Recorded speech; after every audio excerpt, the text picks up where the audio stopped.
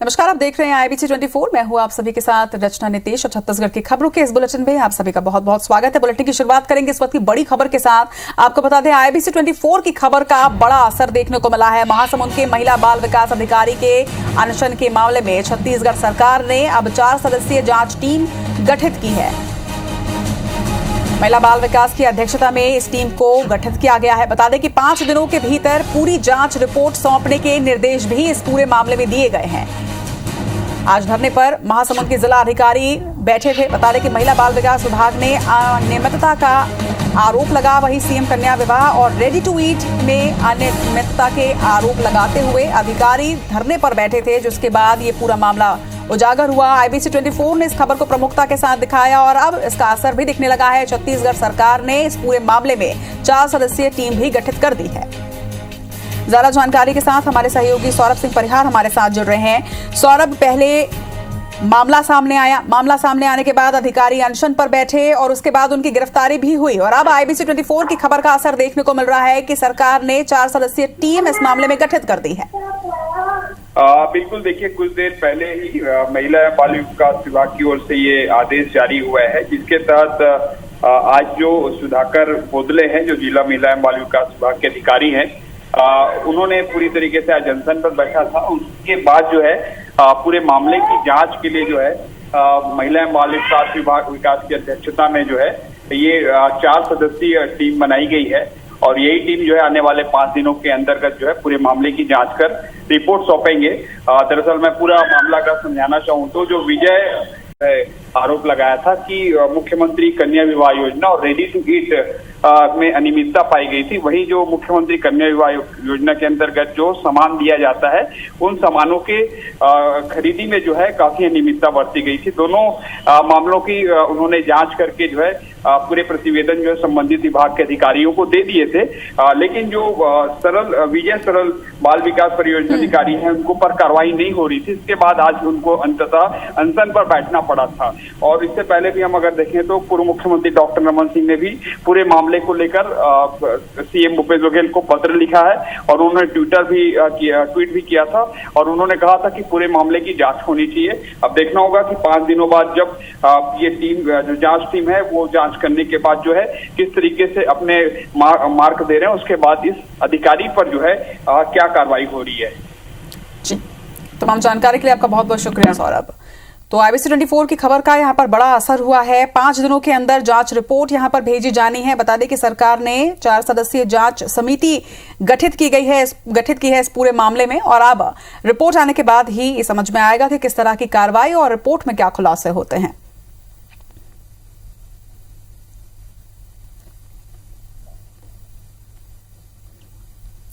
इसमें विभाग के खिलाफ वाली कोई बात नहीं है। जहां पर अनियमितता हुई है, मेरे को उन अनियमितताओं को मेरे द्वारा उठाया गया है। क्या अनियमितता हुई आपसे जानना चाहेंगे? मुख्यमंत्री कन्या विवाह वर्ष 2020 और 2021 में जो सामग्री प्रदाय की गई है वो अत्यंत ही जो है वो गुणवत्ताहीन है। कांग्रेस के राज्य में और इनके शासन में कि चाहे वो मुख्यमंत्री कन्या विवाह योजना को लेकर के घटिया सामग्री का दिया जाना हो या रेडी टू ईट घटिया सप्लाई का मामला हो, ये न केवल महासमुंद जिले में बल्कि पूरे प्रदेश में व्याप्त है और जिस प्रकार से उसमें कार्रवाई होनी चाहिए, सरकार कार्रवाई करने में पीछे हट रही है। इसी बात को लेकर के महासमुंद जिले के अधिकारी के द्वारा ये अनशन पर बैठा हुआ है। मुझे लगता है कि सरकार को इस पे तत्काल जो मांग की गई है उस पर कार्रवाई होनी चाहिए। बढ़ेंगे आगे। प्रधानमंत्री नरेंद्र मोदी ने सीएम भूपेश बघेल से छत्तीसगढ़ में कोरोना संक्रमण और उसके साथ ही उपायों को लेकर फोन पर चर्चा की। 10 मिनट तक हुई इस बातचीत में सीएम ने प्रधानमंत्री से कहा कि कोरोना संक्रमण की रोकथाम के लिए समय समय पर जारी गाइडलाइन का पूरा पालन करते हुए टेस्टिंग और ट्रेसिंग में बढ़ोतरी की गई है। वहीं पॉजिटिविटी रेट में निरंतर कमी आने के साथ ही मरीजों की संख्या घट रही है। सीएम ने पीएम मोदी को यह बताया कि ग्रामीण क्षेत्रों में विशेष ध्यान दिया जा रहा है।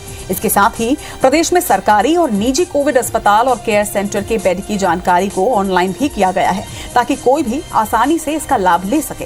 वहीं मुख्यमंत्री ने राज्य में वैक्सीनेशन की कमी की और पीएम का ध्यान दिलाते हुए पर्याप्त मात्रा में वैक्सीन उपलब्ध कराने का अनुरोध अनुरोध भी किया।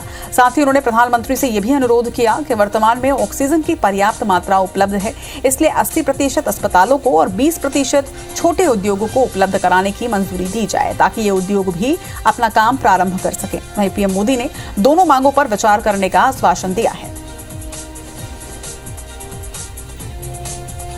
प्रधानमंत्री जी ने छत्तीसगढ़ के कोरोना की स्थिति में जानकारी ली और हमने बताया कि छत्तीसगढ़ में अभी 11% ही संक्रमण दर है और काफ़ी कुछ नियंत्रण कर लिए हैं। पहले 30% था, उसे काफ़ी गिरावट आई। कोरोना की दवाइयों की किट बना के 70,000 जो हमारे मितानिन हैं उसके माध्यम से 4.5 लाख से अधिक किट का वितरण किया गया। दो मुख्य रूप से बात, एक तो टीकाकरण के लिए हमको वैक्सीन चाहिए, दूसरा ऑक्सीजन औद्योगिक पूर्ति के लिए भी अनुमति मिलनी चाहिए। छत्तीसगढ़ के मुख्यमंत्री भूपेश बघेल ने आज बिलासपुर और जांजगीर जिले को 2 बड़ी सौगातें दी। वीडियो कॉन्फ्रेंसिंग के जरिए हुए दोनों जिलों के लिए अलग अलग कार्यक्रम में मुख्यमंत्री भूपेश बघेल शामिल हुए। वहीं इस दौरान उन्होंने बिलासपुर में 93 करोड़ 70 लाख रुपए की लागत से अरपा उत्थान और तट संवर्धन प्रोजेक्ट का शिलान्यास किया। मुख्यमंत्री ने बिलासपुर की जीवनदायिनी नदी के किनारे पर बनने वाले इस प्रोजेक्ट से शहर की तस्वीर बदल जाने की बात भी कही। तो वहीं जांजगीर चांपा जिले में 508 बिस्तरों वाले 7 कोविड अस्पताल का उद्घाटन भी उन्होंने वर्चुअल तरीके से किया।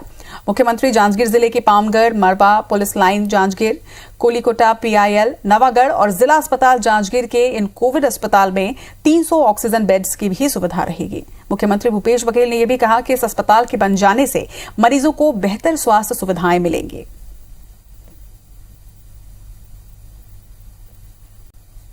इस पूरे योजना की लागत 93 करोड़ 70 लाख रुपये है। इस योजना में नदी के दोनों किनारों पर 1.80 किलोमीटर आधुनिक सड़क का निर्माण किया जाएगा ताकि बिलासपुर के यातायात सुगम तरीके से संचालित हो सके। इसमें खासकर स्वास्थ्य सुविधाओं में बड़ी कमी देखी जा रही थी। आज 508 बिस्तर, जिसमें मड़वा में 100 बिस्तर है, पामगढ़ में 150 बिस्तर है, पुलिस लाइन जांजगीर में 20, कुलीपोटा में 150, प्रकाश इंडस्ट्रीज द्वारा 50, नवागढ़ में 10 और जिला चिकित्सालय में 30। छत्तीसगढ़ में टीकाकरण के लिए राज्य सरकार की तरफ से जारी पोर्टल की खामियां शासन प्रशासन के लिए एक मुसीबत का सबब बन रही हैं। ऐसा इसलिए क्योंकि 2 दिन पहले तक स्वास्थ्य विभाग जिस ऐप की उपलब्धियां गिना रहा था, आज वही लोगों की परेशानी का कारण बना हुआ है। सीजी टीका ऐप ने लोगों की परेशानी कम करने के बजाय उसे और ज्यादा बढ़ा दिया है। ऐप क्रैश होने से लेकर टाइम स्लॉट न पता चल पाने की परेशानियां अब लोगों के सामने आ रही हैं।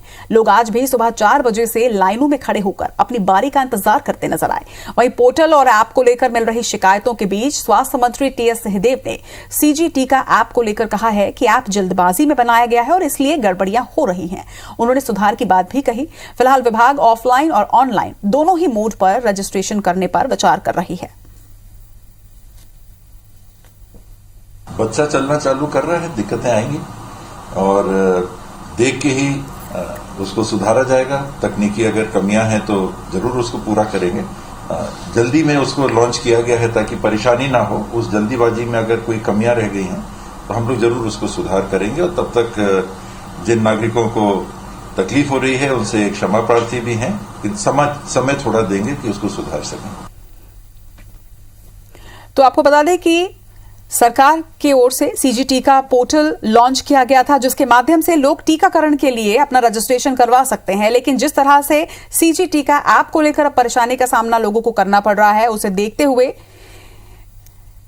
स्वास्थ्य मंत्री टीएस सिंहदेव ने अब यह कहा है कि ऐप जल्दबाजी में लॉन्च की गई है, जिसकी वजह से कहीं ना कहीं कुछ परेशानी जरूर आ रही है। हालांकि उन्होंने जल्द ही इसके ठीक होने की बात भी कही है और उम्मीद यही है कि जल्द से जल्द इस परेशानी को दूर किया जाएगा। टीकाकरण केंद्र में किस तरह की परेशानी हो रही है, इसको लेकर जायजा लिया आईबीसी 24 संवाददाता प्रिया पांडे ने। छत्तीसगढ़ सरकार ने वैक्सीनेशन सेंटर के बाहर लाइनों को देखते हुए ऐप की शुरुआत की। ऑनलाइन माध्यम से लोगों से अपील की गई कि वो रजिस्ट्रेशन करवाएं, खासकर फ्रंटलाइन वॉरियर और एपीएल कार्ड जो धारी हैं वो लोग। बावजूद इसके ये लाइनें देखिए, ये लोग सुबह से ही वैक्सीनेशन के लिए वैक्सीन सेंटर के बाहर खड़े हैं और इंतजार कर रहे हैं अपनी बारी का। इनमें से कई लोग हैं जिन्हें ये पता ही नहीं था कि ऑनलाइन रजिस्ट्रेशन करवाना है, तो कुछ लोग ऐसे भी हैं जो रजिस्ट्रेशन करवा चुके हैं, बावजूद उसके यहाँ पर लाइन में खड़े हैं। रजिस्ट्रेशन के बाद लाइन में क्यों खड़े हैं, पहले ये जानते हैं। आप लोगों ने ऑनलाइन रजिस्ट्रेशन करवाया है? जी मैम, ऑनलाइन रजिस्ट्रेशन करवाया है हम लोगों ने। तो ऑनलाइन रजिस्ट्रेशन अगर आपने करवाया तो आपको टाइम स्लॉट और कौन से वैक्सीनेशन सेंटर में जाना है ये पता चल गया हो, तो उसके बाद आप सुबह से लाइन क्यों लगाए हुए हैं? मैम उसमें सिर्फ आप जगह आप लोकेट कर सकते हो कि कहाँ आपको लगवाना है। उसमें ना तो टाइम स्लॉट है ना तो टोकन नंबर है, तो हमको ये पता ही नहीं चलता कि कितने बजे आए और हमारे आगे पीछे कितने लोग हैं। तो हम लोग को जल्दी आना ही पड़ता है कि निकल ना जाए, और कितनी वैक्सीन उस पर्टिकुलर लोकेशन में लग रही हैं, तो झट से लगे नहीं। कितने बजे से आई हैं? 4 बजे, सुबह 4 बजे से लाइन में। आपने भी रजिस्ट्रेशन करवाया है और टोकन नंबर नहीं मिला इसलिए आई हैं? जी। तो ये कई ऐसे लोग हैं जो रजिस्ट्रेशन करवा चुके हैं, टोकन नंबर नहीं मिला है उसलिए आए हैं। कुछ ऐसे भी लोग हैं जो रजिस्ट्रेशन ही नहीं करवा पाए तो उसके बाद आए। आपने रजिस्ट्रेशन करवाया था? मैम बीपीएल के लिए ऐसा कुछ तो बताएं। आप बीपीएल कार्ड धारी हैं, तो ये जो लाइनें हैं ये वैक्सीनेशन सेंटर के बाहर फिर से लगी हुई हैं। सरकार की ये कोशिश थी कि लाइनें ना हो, भीड़ ना हो, इसलिए ऑनलाइन शुरुआत की गई, लेकिन बावजूद इसके कई असुविधाएं हैं ऐप को लेकर। लोगों को पुख्ता जानकारी नहीं है ऐप को लेकर और इसलिए लोग फिर से लाइन में लग रहे हैं। आप लोगों ने ऑनलाइन रजिस्ट्रेशन करवाया था? हाँ जी, करा लिया। हाँ। उसके बाद क्यों लाइन में लगी हुई हैं? टोकन नहीं मिला है। स्लॉट नहीं मिला।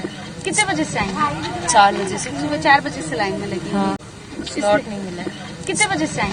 4 बजे से। सुबह 4 बजे से लाइन में लगी। हाँ। तो ऑनलाइन रजिस्ट्रेशन करवा लिया है लोगों ने, उसके बावजूद रोजाना सुबह 4 बजे से फिर से लाइन यहाँ पर लोग लग रहे हैं। कैमरामैन रमाशंकर के साथ प्रिया पांडे, IBC 24 रायपुर। प्रदेश में वैक्सीन वितरण की नीति में जल्द ही बदलाव हो सकते हैं। स्वास्थ्य विभाग जल्द ही एपीएल और बीपीएल कार्डधारियों की संख्या के आधार पर वैक्सीन वितरित करेगा। अगर किसी क्षेत्र में एपीएल कार्डधारियों की संख्या ज्यादा है तो वहां एपीएल कार्डधारियों के लिए अधिक वैक्सीन भेजी जाएगी। ऐसी ही स्थिति अगर बीपीएल कार्डधारियों के लिए भी लागू होगी। इस मामले को लेकर स्वास्थ्य मंत्री टीएस सिंहदेव ने क्षेत्र की आबादी के आधार के अनुपात पर वैक्सीन के वर्गीकरण का प्रस्ताव शासन को भेजा है, जिसकी स्वीकृति मिलने पर सरलीकरण किया जाएगा। ये प्रस्ताव शासन के सामने भेजा है, स्वास्थ्य विभाग ने भेजा है कि जिलेवार और ब्लॉकवार जिन वर्ग की जितनी आबादी है उसके अनुपात में अगर उनको वैक्सीनेशन करें और पूरे राज्य में जो भी पॉलिसी बनी है उसके अंतर्गत करेंगे तो कोई दिक्कत नहीं आएगी। प्रदेश में 18 साल से अधिक उम्र के लोगों के लिए वैक्सीनेशन के लिए सीजी टीका नाम के पोर्टल में रजिस्ट्रेशन करवाना अब आवश्यक है, लेकिन पोर्टल बंद है और लोग काफी परेशान हैं, जिसके चलते स्वास्थ्य केंद्र में अब विवाद की स्थिति निर्मित हो रही है। ऐसे में कई सेंटर के कर्मचारी केंद्र बंद कर चले गए, जबकि केंद्र खुलने का समय सुबह 10 से 5 बजे तक है। ऐसे में लोगों को जानकारी देने वाला भी यहां पर कोई नहीं बचा। लोग एक केंद्र से दूसरे केंद्र भटकते रहे। इनसे बात की हमारे संवाददाता विनय वर्मा ने।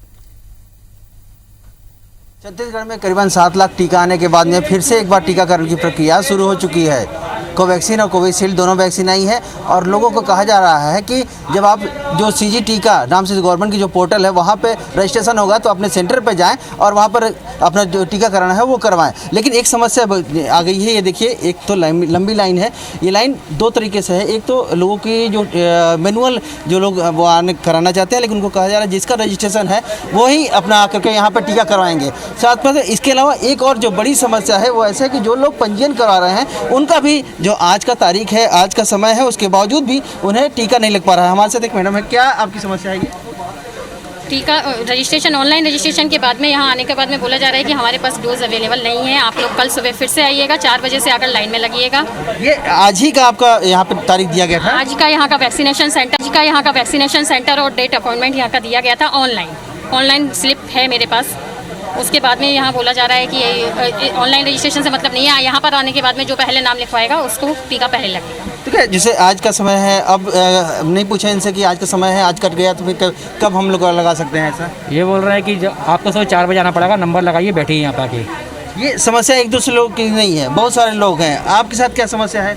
यही प्रॉब्लम है, रजिस्ट्रेशन मेरा हो चुका है, आज का ये अपॉइंटमेंट है और ये लोग बोल रहे हैं कि 130 लोगों का कोटा है जो कि आज पूरा हो चुका है। और आपसे पूछे नहीं कि अगर आपका आज समय दिया हुआ है तो क्यों आप आज मना कर रहे हैं, फिर क्या हम करेंगे? बोले 130 लोगों का रजिस्ट्रेशन हो चुका है, उसके बाद जो आएंगे उसका नहीं लगाएंगे बोल रहे। ये यहाँ से बोल रहे हैं आप सरस्वती स्कूल जाओ, सरस्वती स्कूल जाओ तो बोलते हैं नहीं वहाँ जाओ यहाँ जाओ, मतलब फिर लोगों को घुमा रहे हैं, उसके सिवा कुछ नहीं इनके पास। एक कोरोना वैक्सीनेशन से कोरोना ठीक नहीं कर रहे, बल्कि सेंटर पे भीड़ बढ़ा के कोरोना बढ़ा रहे हैं। सीजी टीका जो वेबसाइट है वो लॉन्च इसलिए की गई थी कि लोगों को ऑनलाइन रजिस्ट्रेशन करा करके समस्या न हो और तुरंत आए यहाँ सेंटरों पे अपना टीकाकरण कराएं, लेकिन सरकार की जिस तरह से व्यवस्था है निश्चित रूप से लोगों को परेशान होना पड़ रहा है। कैमरामैन लखन शर्मा के साथ विनय वर्मा, IBC 24 रायपुर।